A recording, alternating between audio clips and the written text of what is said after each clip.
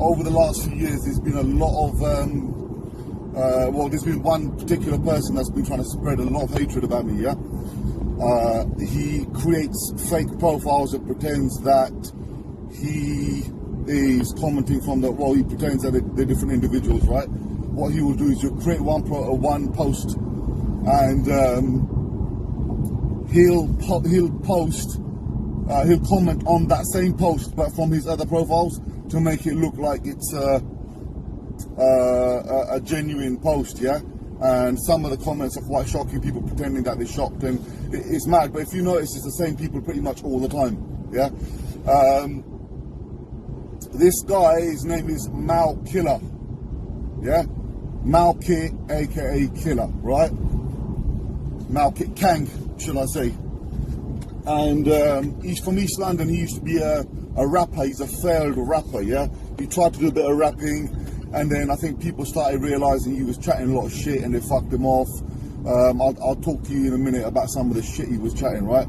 But this guy, he's just out to ruin lives. When somebody starts making a name for themselves, whether it's trying to do good within the community, or whether it's generally just making a name for themselves, right? In the public eye, he will try to break them down. It's just the way he is. He's a very jealous person, and he does that purely because he's lost everything that he ever had. He's got another profile, Bao Suma. He's got another one called Deepak something Gill or something. He's got a lot of fucking profiles that are fake, right? He's tried it with Deepak from Sikh Youth, yeah, and even Sikh Youth themselves. He's done it with the Sherepunjab in Birmingham. He's done it with the AKJ lot. You know, I'm constantly, my friends here, the Sherepunjab lot here in London, are constantly getting messages from people shit-stirring about the Birmingham and the SP in Birmingham, and also about Sikh Youth, right? And I've told them straight, do not listen to anything. It's all bullshit, it's all fake, yeah? I've spoken to the Birmingham lot. Birmingham lot have said the same thing, and I've told them, if you get any bullshit, unless it's come direct from the horse's mouth, you do not react to it. If there is an issue, you phone me up direct, and we'll sort it out, yeah? Same with Deepa lot as well, okay? Now, the story with this guy, I'll tell you a little bit about him, yeah? So, he used to do a bit of rapping or whatever. He turned out to be fucking shit, so people fucked him off, right? And he started to try and gain more awareness, yeah? What he tried doing, he started making up all this fucking fake shit about how he's had a fatwa put against him now, yeah? Now, I could be wrong, but for those of you that don't know, a fatwa is basically, you know, like how the Christians have the Vatican, and we have the Akal Takht. So the Muslim community, they also have something similar, right? And when the orders have come from there, they're final, okay? Now, a fatwa is basically when they call out to the whole of the Muslim nation, right? Every single Muslim out there in the world, they are ordered to kill this particular person. That's what it means when a fatwa is out on a particular person, yeah? And I think this only ever once has ever happened. I think it's that guy that wrote that book about Islam. I forgot what his name is, yeah? But so he started saying that apparently there's a fatwa out against this guy, yeah? Fucking idiot. Little fucking nobody from fucking East London, yeah?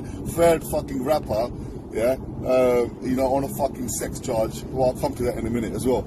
So apparently he's got a fatwa against him. Then he was like, these are people approaching with guns, they've threatened him, you know, and then they've suddenly just stopped. They pulled him up in an alleyway, pulled out a gun on him, and then realised that the fatwa was out against him and they want nothing to do with him. Some of the lies I can't even fucking go into, man. It's just fucking too much. You're going to think that, how the fuck is his injection even talking about this? But, so what do you call it was, I met this guy in prison. Got a bloody frog in my throat. So I met this guy in prison, and he was up and Punjabi. We thought, okay, he's cool, you know. And in prison, everyone sticks together. The Sikh community in certain prisons, it's a minority, yeah. As everyone knows, the Muslim community, it's a majority, and so we need to stick together. So what we do is we try and bring them under our wing, you know. And we look after him. And so anyway, we said to him a few times, look, come down, you know, seek services and stuff, you know, free food there and everything, you know. And he just stopped coming, you know. He moved to a different wing. Every time we'd go there, the prison officers would basically start checking our ID badges. Then they'd put us on bully watch, but they wouldn't tell us why we were on bully watch. Yeah, there was like, because we used to roll around in a group of about 30 of us. Yeah, and that's big for prison. That is big. Yeah, and so he's basically fucking hair in my eye, man. Yeah, so he's basically stitched us up. He's grassed us up. Yeah, and. Next thing you know, they started watching us. You know, he refused to come to the gym. He refused to go out on the exercise yard. Then he put himself on the fucking on the numbers. Now, for those of you that don't know, the numbers is basically a nonces wing. So when you're a nonce and you need protection because your life is in danger, you go on the numbers on a nonces wing. Yeah, and what they do is their exercises, their association time, everything's different to general population. So he put himself on that. You know, because clearly, well, he didn't want to mingle with the rest of the public, right? And the rest of the population. So we couldn't figure out what it was. We couldn't figure out what it was. What have we done to this guy? Like, come on, man. Anyway, then we found out what it was. He was in for a sex charge, sexual offense, rape charge. Yeah. He tried to get someone drunk and tried to sexually assault this person, and she was a teenager, and then he obviously threatened to kill her afterwards. Yeah, I think that's when the family and all that got involved and everything, and it just got a bit fucking messy. Yeah, and then obviously he knew who we were, so he thought he's gonna get fucked. So he's basically straight away put himself on the numbers. As soon as we found out, you know, we had to have a word with him, right? And when I say we had to have a word with him, I guess you guys know what I mean by that. Alright, so anyway, I then got moved to another prison because of his bullshit. He got me transferred to another prison, to a high security prison. And then what's happened is, bearing in mind I was in a Cat D at the time, yeah? Cat D is open prison, which is what you do towards the end of his sentence. So he's got me transferred into a high category prison. Then what's happened is didn't hear anything from him again. All this shit happened. He started living his own fucking life or whatever, yeah. And then suddenly out of nowhere, this guy's fucking started doing all this shit on social media about me. And I'm thinking, who is this fucking guy? Then people told me, oh, he's that guy. Do you remember you stuck him in prison? Then we started finding out more shit about him, like this guy, yeah. I mean, come on, mate. You know, any banda, I can understand. I thought, you know what, maybe it was a misunderstanding. Maybe he didn't rape the girl or whatever, yeah, or whatever, yeah. But then we started hearing stories about how he's fucking smashed a glass in his mum's head, his own mum. You know, what kind of fucking shit is that? When a banda starts doing shit like that, yeah, you've got no fucking respect in my eyes, I tell you straight.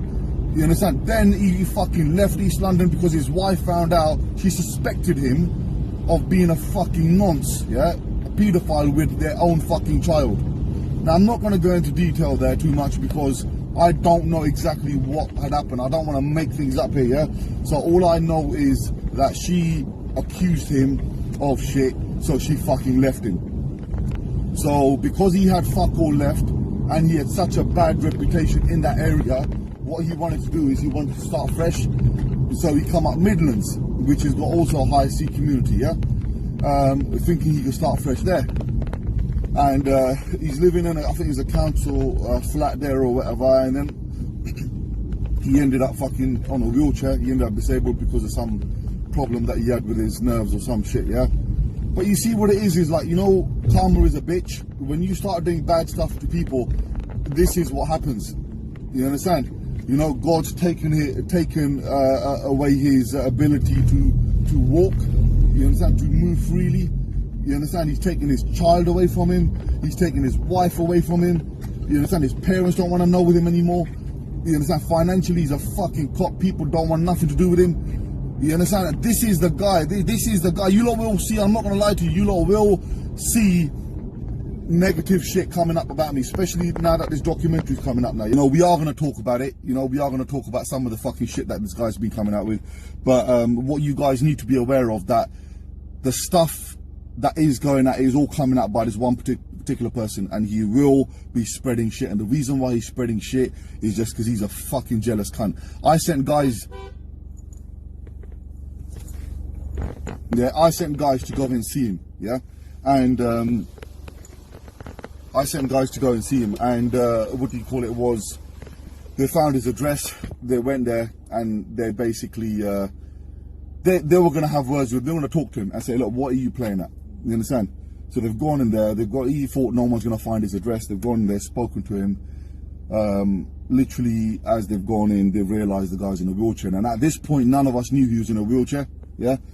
The guy's in a wheelchair. Now, what are you supposed to do with a guy like that? You can't beat him. What are you supposed to do? You can't do nothing to a guy. You know, he's sitting there in a wheelchair, he started crying, yeah? He's urinated himself in his fucking clothes.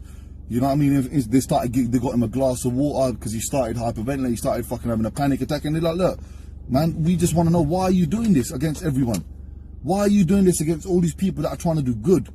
You understand what I'm saying? And he just started crying, and they just left, and then he started phoning up mutual friends, look, I'm not going to do this again, you know, I'm sorry. But he started again.